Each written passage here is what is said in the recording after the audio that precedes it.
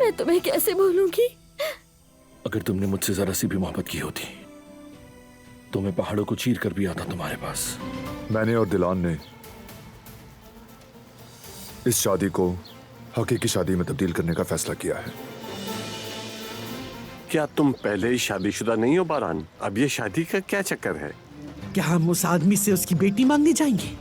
उस कातिल आदमी से? हर बात की एक हद होती है, इतना भी नहीं गिरना चाहिए। डिलान, मेरी बहू। खामोश रहो और सुनो।